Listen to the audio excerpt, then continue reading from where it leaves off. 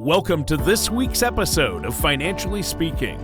As a local family-built firm, Bushka Retirement Solutions, along with its affiliate companies Bushka Wealth Management and Legacy Tax Solutions, offer one-stop retirement, tax, and legacy planning services to families nearing or already enjoying retirement. Sue Bushka is president of Bushka Retirement Solutions, a retirement planning company helping develop financial, Medicare, and health insurance strategies. Over a decade ago, she partnered with her son, Cole Bruner.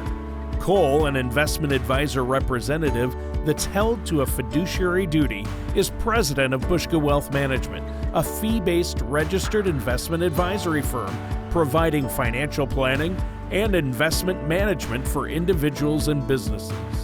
Legacy Tax Solutions offers personal and business tax planning and preparation services.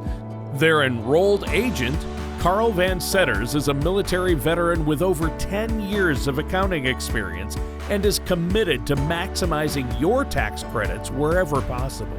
Over the last several years, Sue and Cole have continued to grow their team of private wealth advisors to meet the increasing demand of retirees seeking guidance. In 2018, Ryan Connor began serving clients at their Eau Claire location. At their Wausau location, Logan Wooler became a part of the team in 2020. And in 2023, Sue's daughter Kaylee Berenson joined the firm. As a family-built firm with offices in Wausau and Eau Claire, their dedicated team of professionals have the experience to provide custom-tailored strategies to help you achieve your long-term financial goals. The next 30 minutes will be filled with retirement information presented by their team in a simple manner that you can understand. So stay tuned because Financially Speaking starts right now. We're going to go into a little bit of a different topic this segment, and we're going to answer some of questions that have been coming in about side hustles and entrepreneurship. Today, we're going to cover what to include in your retirement budget. Today, my mom and I are going to talk about whether you should save for retirement or for a home. And now for our weekly question and answer segment. Welcome back to Financially Speaking. Today, I am with Cole and Logan from Bushka Wealth Management and Bushka Retirement Solutions. We're going to be answering some of your questions about planning for retirement. But if you'd like to see a question answered on a future segment, please email us at info@retirewithbushka.com. Cole, Logan, thank you so much for joining me today. We're going to go into a little bit of a different topic this segment, and we're going to answer some of questions that have been coming in about side hustles and entrepreneurship. So Logan, I'm going to start with you. What are some of the benefits of starting a side hustle or business? Yes, I'll start out with the obvious one, is you're getting more income, which can allow you to do more savings and just more with your life, right? But the other benefits could be as far as using like a hobby as your side hustle. Mm-hmm.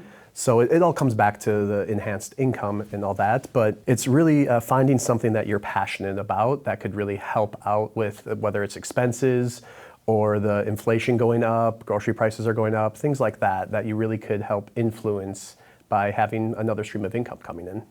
Well, and I think even to go beyond that, Christina, I think that one of the things that we see clients sometimes struggle with is the transition from working full-time to not working full-time.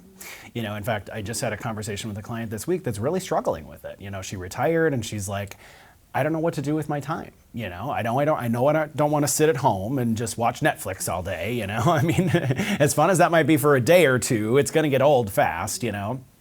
And sometimes there is that missing piece of what is my drive, what is my motivation now. And so, I mean, whether it be a side hustle, you know, a way to get out and socialize with people, whether that be, you know, driving for Uber or whatever. I mean, there's so many different things out there that you can do now to not only make a little bit of extra income, which obviously is beneficial, but also to get out and do something that you enjoy, connecting with people, whatever it might be. So you've got to find that thing that you think is going to fill that void for you, whether it be an income void, a social void, whatever it might be.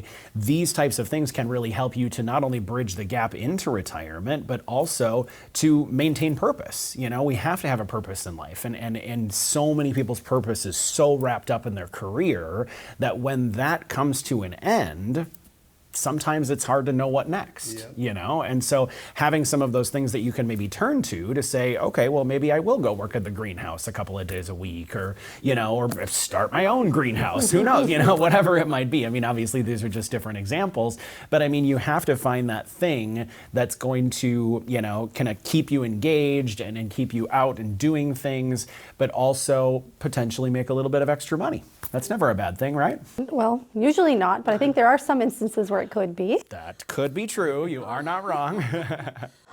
So we are seeing more people become entrepreneurs or even consider entrepreneurship in retirement, like you mentioned, Cole. Yeah. Can you talk a little bit about what some of the challenges might be? Sure. I mean, obviously some of the challenges would be starting your own business sometimes can be a bit difficult, knowing how to do it, how to pay your taxes now, because maybe if you've come from a W-2 job where you just paid into your taxes from your paychecks and now trying to figure out quarterly estimates and all of these different things, it can be a little bit challenging. But if you have the right financial partners in your life, a skilled accountant, an attorney, a financial professional, and oftentimes if you can collaborate between those three, or if they can collaborate on their own, that can make your life a little bit easier. And in terms of not missing opportunities or not leaving things out that maybe you should be doing that could get you in a little trouble with the IRS or anything else. So I think that, partnering with those professionals in your life as you embark on this new venture is going to help not only make it a little bit easier, but also make sure you're dotting all those I's and crossing those T's, as we say. Yeah, which we all want to do. Absolutely. Yeah, and I would add to that too is some folks will take Social Security right away when they can at 62, and they're getting that Social Security income. Well, there are limits on how much you can make in a year while collecting Social Security from age 62 till your full retirement age. So be aware of that too as you're going into these side hustles and things, because you don't want to have some of that Social Security income go away because you're making too much money in that part-time gig. Right, exactly. So Logan, as they're looking to fill their social or their income gaps with a side hustle or an entrepreneurship opportunity, how can they identify what's out there and what they can take advantage of? Yeah, I typically tell folks to start out with what their passions are, what their hobbies are. As Cole just mentioned about the greenhouse, well, if you're really into gardening and working on the lawn and all that, well, that could be something where you now work for a greenhouse. You get discounted flowers for your yard now. Or I have a client that really likes crafts, so she works for a craft store to get those discounts so she can get that yarn or whatever it may be at a cheaper price. So really starting out with your hobbies, your passions. And then from there, if you are someone that really isn't out there doing a lot, just kind of need that extra income, I would look into your local community. Maybe it isn't an actual job, maybe it's volunteering, maybe it's looking into these non-profit organizations. So there's a lot of opportunities out there, especially with the internet nowadays, when you have different websites where you can create products and sell them. So, and just socializing, asking people what they've done and what the pros and cons of what they've done, and just continuing to have those conversations. Yeah, and I'm glad you brought up the volunteering, because, oftentimes that's overlooked. Especially like you had mentioned, the social gap part, sometimes we don't think about volunteer opportunities as a way to get social with the community, to have those, forge new connections and all of those types of things. And let's face it, as adults, it's a lot harder to make new friends and forge new relationships than it used to be when we were kids, right? And so if we can find opportunities to meet new people, but maybe also have a positive impact on, someone else's or many other people's lives, even just a few hours here and there of volunteering your time to local community, foundations, various different grassroots organizations that are trying to help the community in various different ways, finding where you could potentially add value, or even just spend some time to, help make someone's life a little bit better. I think that's going to really empower you to feel like you have that thing that you can really thrive in. And it doesn't necessarily have to bring home a paycheck per se, especially if you're not in need of the extra income, but you're just looking for that connection to the community. That could be a really, really good way of kind of beginning that new phase of life, so to speak, where now we're able to invest our time in bettering someone else's life. Finding that purpose, Absolutely. As you mentioned. Yeah. So as our audience is looking to maybe grow a side hustle or a business, what resources are out there that they can look to? Yeah, there's tons out there. So that's where you start out small and then you can get bigger, but it really depends on what you're doing. If you're going to go to a local nonprofit organization, well, what's passionate to you? Is it helping out kids? Is it helping out homeless folks? Just track that down. But then reaching out to your local chamber of commerce can help out. And I will say sometimes we hear from our clients that one spouse retires, they have this free time now, the other one's still working. Well, the working one's going to create that honey to-do list at home. So sometimes folks will try to find some part-time work to get out, maybe those chores that they have listed at home too. So, yep, I think we can all agree with that one, right? Yeah, and I think that, in terms of that, if you are that entrepreneurial spirit, if you're looking to start a new business, whether you're at the end of your career and you've already retired, or maybe you're looking to make a career change and start a new business, there's lots of other resources out there. Like Logan said, the Chamber of Commerce is a good place to begin, the Small Business Association. I know they've got lots of lending programs and things for startup businesses. So if you're looking for, a way to generate capital to do that, those could be some good resources as well. Also, forming a relationship with, a business banking partner that might be able to help guide you through some of those things, because they see it all the time. They work with businesses every day in operating their, finances and credit gathering opportunities and all of those types of things. So there's a lot of different resources that you can go to that can help kind of either help you directly or point you in the right direction of where you might go to find the help that you're looking for.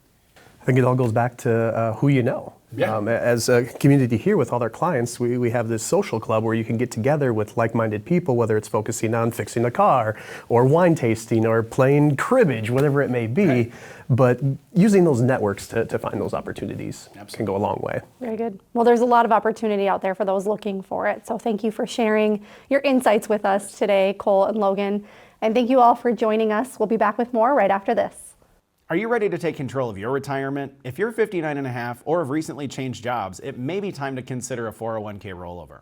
With a rollover, you can consolidate your old retirement accounts into a single investment vehicle.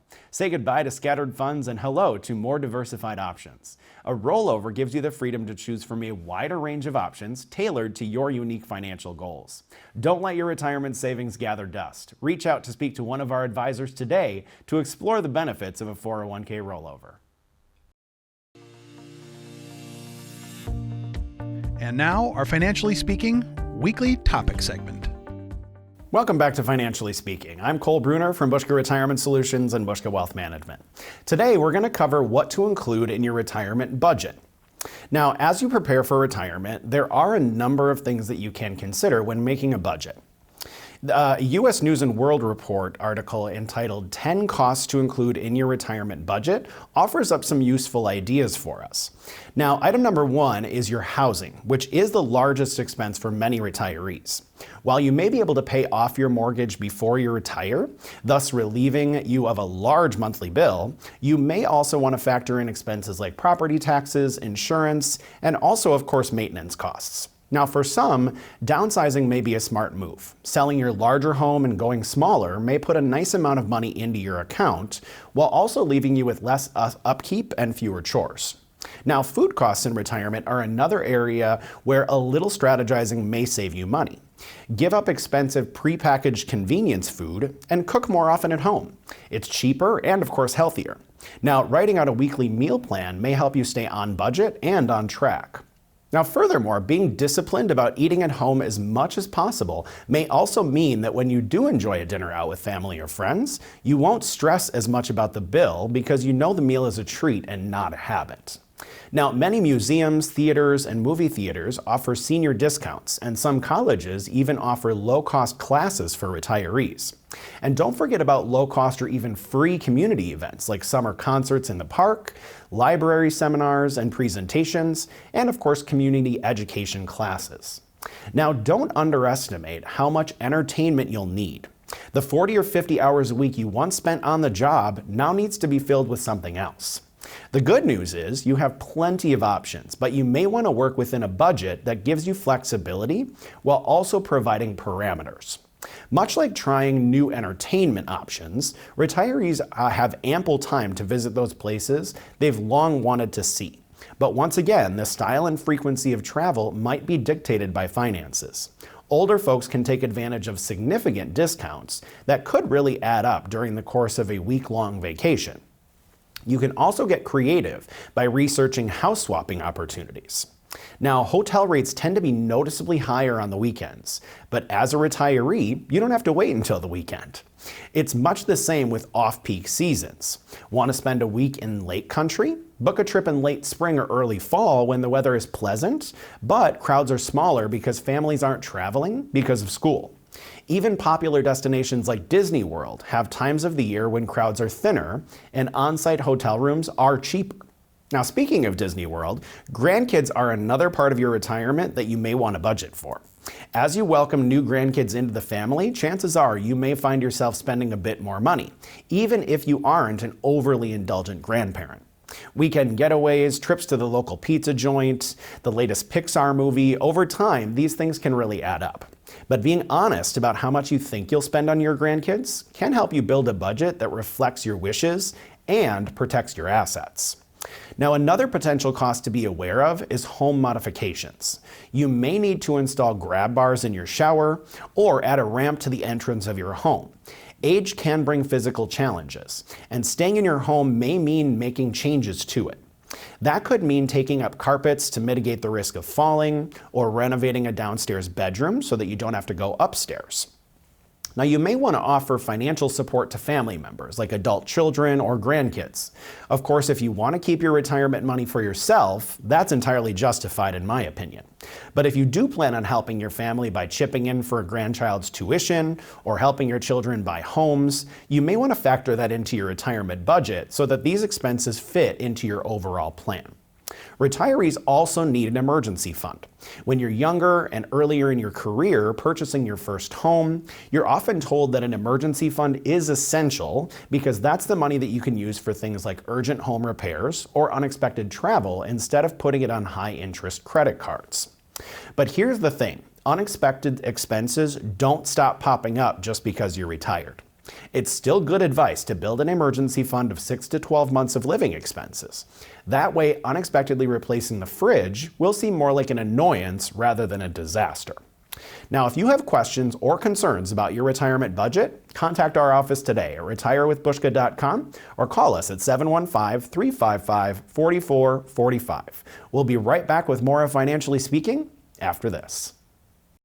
Taxes can play a significant role in retirement. After all, they determine how much of your hard-earned savings you get to keep and how much you send to the IRS. But if you're like many savers, you probably don't know the total taxes that you could end up paying. At Bushka Retirement Solutions, we believe information is critical to making informed decisions. So I want to share with you a resource that can help quickly evaluate your potential taxes in retirement. Visit bushkaretirementtaxbill.com to generate your personalized report. And once you've seen your retirement tax bill, let's talk, because there may be ways to improve those. And now our Financially Speaking weekly desk segment. Hello and welcome back to Financially Speaking. I'm Cole Bruner from Bushka Retirement Solutions and Bushka Wealth Management. And joining me today is my mom, Sue Bushka. Now, today, my mom and I are going to talk about whether you should save for retirement or for a home. You mean I have to choose one or the other? Well, Mom, Investopedia covered this in an article titled, "Should You Save for a Home or Retirement?" And I think it answers that very question, so let's be sure to dive in. All right, the article starts off by saying that most experts agree that people should prioritize saving for retirement over home ownership, but there are strategies that can make it possible to do both. That's right. So in answer to your question, you don't have to choose one or the other, but you have to be smart about it. And don't build a dream home if you've got nothing saved for the future. Right, exactly. So that seems sensible to me. The article mentions that many people have an all or nothing attitude when it comes to investing. They want to either be totally free of debt or invest. They want to buy a home or invest. And in my opinion, it's important for financial advisors like us to challenge that mindset. I agree. Nothing in life is black and white. And I don't think people should be black or white about their money either. You can chip away at debt and invest at the same time. You can save for a house and invest at the same time. It's all possible. And I'm sure that's welcome news for our viewers, Cole. So let's tell our viewers what strategies they can use to invest for retirement while saving for a house. Well, the first strategy the article mentions is balancing your budget. If you have several competing financial goals, it makes sense to sit down, look at your finances, and of course, track your cash flow. And tracking your cash flow is super important when you're trying to achieve financial stability. Absolutely. In fact, Investopedia recommends following a 50-30-20 budget rule, which means 50% of your budget is needs, 30% is wants, and 20% is savings. Well, let's go over what needs, wants, and savings should be. What goes in those categories? Well, needs would be housing, groceries, transportation, utilities, and of course your minimum debt payments. Wants are going to be your entertainment, the restaurants you go to, and the trips that you take. And then savings would include debt payments beyond the minimum, your retirement funds, and your emergency fund. Well, that's a great list. Now, Cole, how does paying off your debt help you buy a house? Well, paying off debt is important for getting a good mortgage rate. Get your debt to income ratio lower than 36% and work towards improving your credit score. Those things can help you get a better rate when you apply for your mortgage. Well, having less debt is also good for your retirement prospects. If you're still paying off debt after you leave the workforce, you may experience a lower quality of life. That's true. You don't have to use your Social Security or retirement funds to pay off debts. You could end up missing out on a lot of travel and hobbies and other things that you hope to do in your golden years. And so if you're close to retirement, say 10 years out, should you prioritize paying down your debt? Well, that may be a good idea. A financial advisor can help you to decide whether or not you should do that. All right, so what's next? Well, the second strategy is to track your cash flow. The article cautions against using all your savings to put a down payment on a house. And that is a path to becoming house poor. That's right. You could also have a hard time keeping up with other expenses. That actually reminds me of an episode of Everybody Loves Raymond. Ray takes over the household budget from Deborah and pays off their credit card in full, and he has nothing left to pay other expenses, and his electricity gets turned off. I remember that episode. Deborah was very unhappy. She was good at tracking cash flow, and Ray was so bad at it that he had to use 3 checkbooks. And if you do what Ray did, you could have trouble with more than just the utility bill. Right. Now, Encyclopedia mentions household repairs. You want to have cash saved up so that if a pipe does burst or the roof leaks, you can pay off those repairs. If you can't maintain your house, you could end up losing it. The article goes on to say that your home can be a big part of your retirement savings because once you reach retirement age, you may have enough equity in your home to sell it and downsize and possibly make a profit. And does that always work though? Sometimes it seems like housing prices may be high enough that you end up selling your house and buying something that costs the same. Well, that is possible, yes. Market forces could get in the way of you getting an influx of cash from selling your home. Market forces can get in the way of any retirement strategy if you want to get technical about it. And that's why it's important to work with a financial advisor because they can help you minimize the impacts of those potential forces. I think the point is that you want to keep saving for retirement even after you buy your house. Your house shouldn't be your entire retirement strategy. After all, you may want to stay in it. And that's a great point, Cole. Sometimes when a person has been in their house since, say, 1965, they don't want to leave it. And that's totally understandable. However, a mid-century modern house could attract a gaggle of enthusiastic buyers.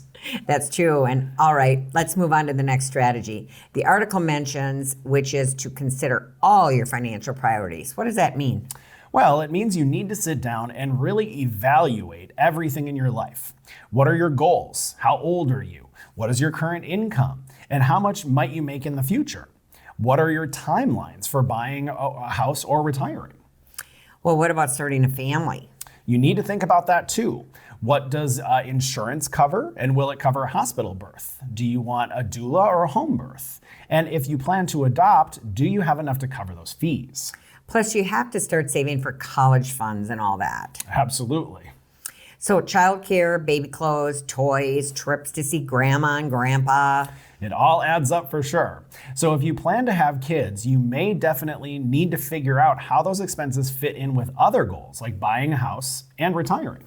And the article points out that if you're saving for a house and retirement at the same time, your money will have to stretch further. It also says that as you age, your priorities are likely to change. For instance, when you're 45, you have less time to save for retirement. So it makes sense to prioritize your retirement more. Now, you can still prioritize both homeownership and retirement at that age, but it does make sense to start giving your retirement a little more weight.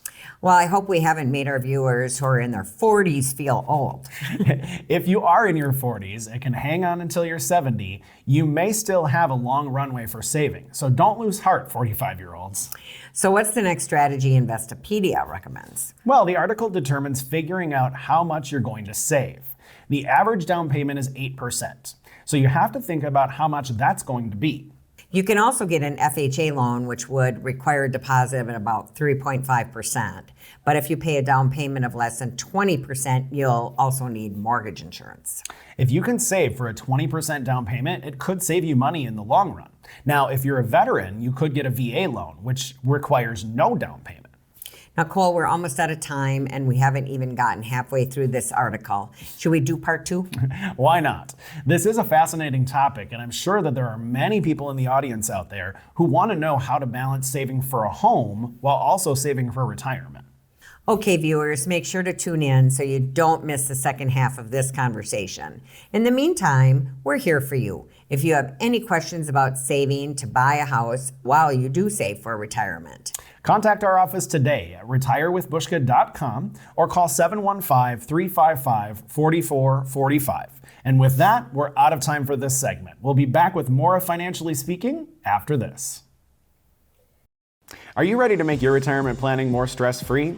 I'm Cole Bruner from Bushka Retirement Solutions, Bushka Wealth Management, and Legacy Tax Solutions. Between our 3 companies, there's a lot we can do to make securing your future easier. By creating a comprehensive retirement plan that incorporates retirement income solutions, investment management, estate planning, tax strategies, as well as health insurance and Medicare planning, you can retire with more confidence and peace of mind. Call us today or go online to schedule your complimentary review. thank you for tuning in to this week's edition of Financially Speaking. We're glad that you were able to join us today, and we hope you learned some useful retirement tips along the way. On today's show, we covered a number of important topics, and hopefully we did so in a manner that was easy for you to understand. Keep in mind this is the same way we communicate to our clients when we meet with them in person. And remember, with the help of the right financial services professional, you can create a quality retirement, and our team is here to help. Right now may be a great time to get a second opinion on your current retirement plan. So give us a call at 715-355-4445 or go to retirewithbushka.com to continue your retirement education, catch up on some previous episodes of our TV and radio show, or schedule your complimentary, no obligation consultation. If you have any questions or comments about today's show, call us at 715-355-4445 or feel free to send us an email at info@retirewithbushka.com. Join us next week at the same time and same place for another episode of Financially Speaking.